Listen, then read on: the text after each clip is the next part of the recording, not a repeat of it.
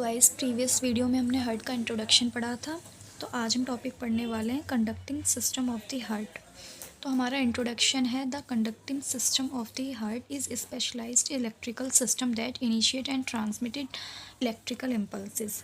Heart के अंदर एक स्पेशल कंडक्टिव सिस्टम होता है। ये सिस्टम इलेक्ट्रिकल इम्पल्सेस बनाता है और उन्हें हार्ट के अंदर ट्रांसमिट करता है। इसी सिस्टम की वजह से हमारा जो हार्ट होता है वो रेगुलर और रिदमिक वे में बीट करता है। It main function is to ensure coordinated rhythmic contraction of the heart chamber so that blood is pump efficiently. Conducting system का जो मेन फंक्शन होता है वो हमारे हार्ट के जो चारों चैम्बर्स होते हैं उनको एक साथ कॉन्ट्रैक्ट करवाता है, जिससे कि हमारा ब्लड अच्छे तरीके से पंप करता है और पूरी बॉडी में सर्कुलेट होता है। अगर ये सिस्टम सही से काम नहीं करेगा तो हमारी जो हार्ट बीट है वो इरेगुलर हो सकती है। नेक्स्ट है हमारा component of the conducting system. सबसे फर्स्ट है हमारा साइनोएट्रियल नोड्स, सेकंड है हमारा एट्रियोवेंट्रिकुलर नोड्स, थर्ड है हमारा बंडल ऑफ हिस, फोर्थ है हमारा पुरकिंची फाइबर। अब इन चारों के बारे में हम डिटेल से पढ़ेंगे नेक्स्ट। गाइस फर्स्ट है हमारा sinoatrial node located in the right atrium near the opening of the superior vena cava. तो ये क्या होता है, हमारा राइट एट्रियम में प्रेजेंट होता है और इसकी जो ओपनिंग होती है वो होती है सुपीरियर वेना कावा से।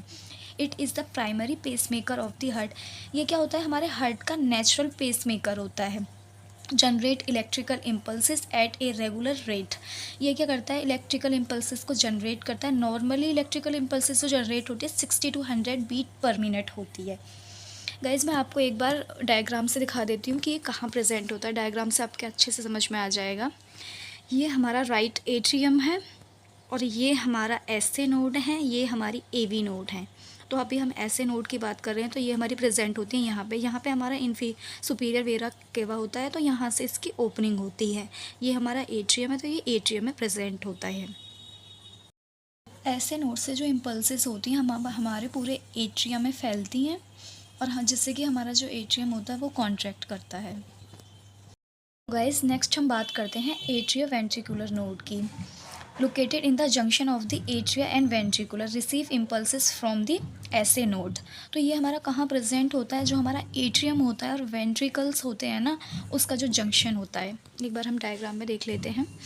तो ये हमारा एट्रियम है, ये हमारा वेंट्रिकल है और ये हमारे एवी नोड्स हैं। तो ये हमारा एट्रियम और वेंट्रिकल्स के जंक्शन पे प्रेजेंट होता है। सबसे पहले इम्पल्सेस कहाँ आई, हमारे एट्रियम में आई। एट्रियम के बाद में हमारा जो एवी नोड्स होती हैं वो ऐसे नोड से इम्पल्सेस को रिसीव करती हैं। ये जो एवी नोड्स होती हैं थोड़ा सा डिले करते हैं कॉन्ट्रैक्ट होने में, क्योंकि जब हमारा जो ब्लड होता है पूरे एट्रियम में फिल होता है फिर उसके बाद वेंट्रिकल्स में आता है, तो हमारा पूरा जो वेंट्रिकल्स होता है फुलफिल हो जाता है, उसके बाद ये कॉन्ट्रैक्ट करती हैं हमारे एवी नोड्स में जो इम्पल्सेस होती हैं। बढ़ते हैं हम अपने नेक्स्ट कंपोनेंट की तरफ। थर्ड कंपोनेंट हमारा क्या है, bundle of His originate from the AV node provide the only electrical connection between atria and ventricle.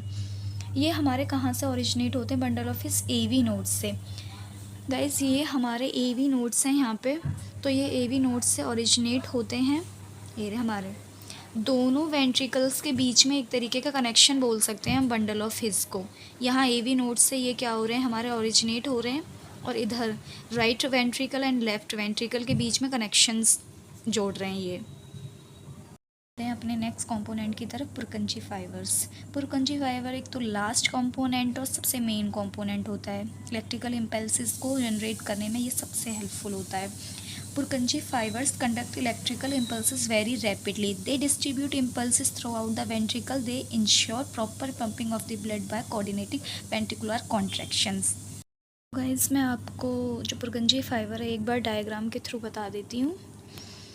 Last हमने बताया था कि ये हमारे एवी नोड्स हैं और इन एवी नोड्स से ओरिजिनेट होती है हमारी बंडल ऑफ हिज। तो बंडल ऑफ हिज क्या है, हमारा कनेक्शन है दोनों वेंट्रिकल्स के बीच के। तो ये जो जड़ें सी दिखाई दे रही हैं ये क्या है, हमारी पुरकिंची फाइबर्स हैं। इससे हमारे जो दोनों वेंट्रिकल्स होते हैं एक साथ कॉन्ट्रैक्ट करते हैं। गाइस ही हमारा टॉपिक फिनिश होता है। मैं एक शॉर्ट वीडियो अपलोड करूँगी जिसमें आपको अच्छे से समझ में आ जाएगा हमारा जो कंडक्टिंग सिस्टम होता है वो किस तरीके से वर्क करता है। तो गाइस मिलते हैं अपनी नेक्स्ट वीडियो में।